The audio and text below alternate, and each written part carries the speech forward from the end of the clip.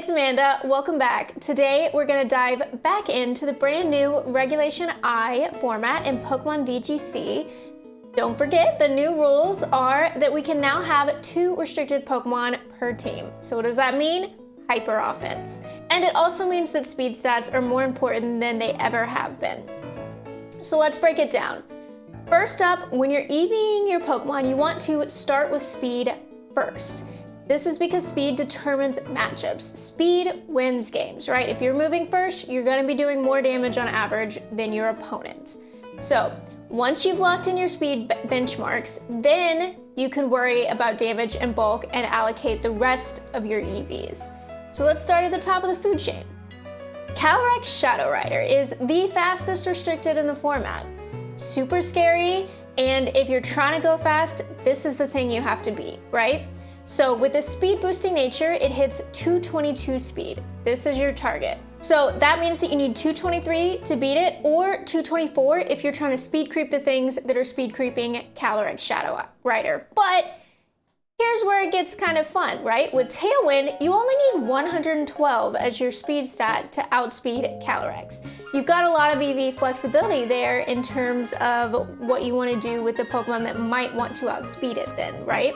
So you could bulk up your Kyogre if you're pairing it with Tornadus, as most Kyogres do, because Kyogre doesn't really need very many speed EVs to hit 112 paired with Tornadus. Or if you're using a Choice Scarf and you have a +1 speed boost, let's say your Scarf Chi-Yu or Scarf Urshifu, then your target is only 149.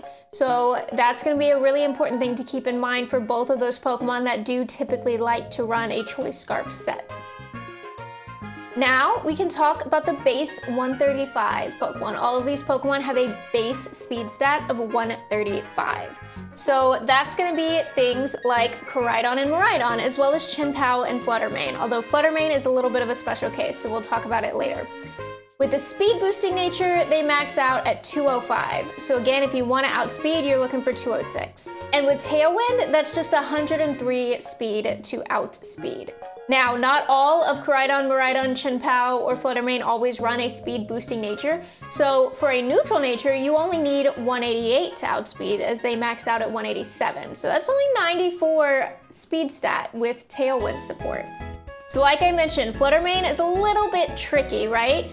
Timid Flutter Mane with a Photosynthesis or Booster Energy boost hits 307.5 speed, right? So to outspeed it, you need 154 with Tailwind to outspeed it.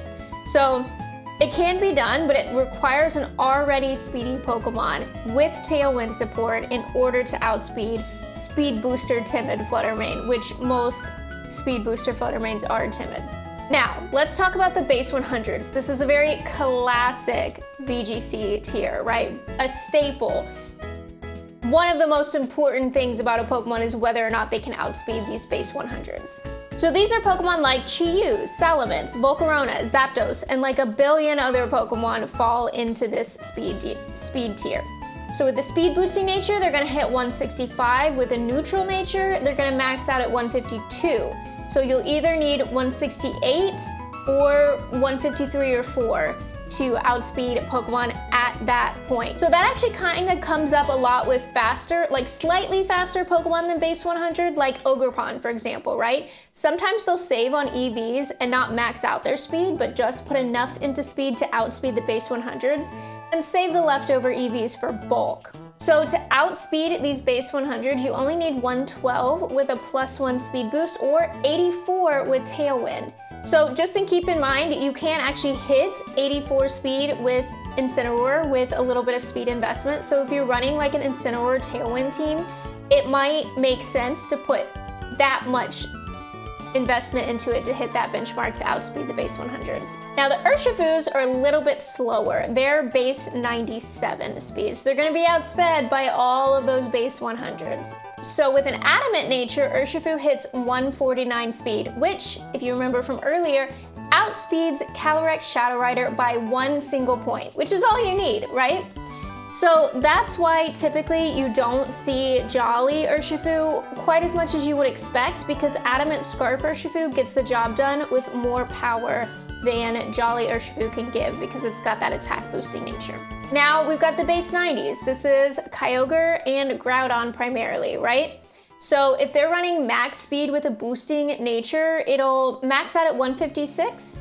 Without a boosting nature, it'll be 142. Neither of these Pokemon, though, likes to run max speed. They definitely prefer a little more bulk. Kyogre, because it can be paired with Tornadus to get the speed from Tailwind, and Groudon, just because it's not that fast. Why pretend to be fast?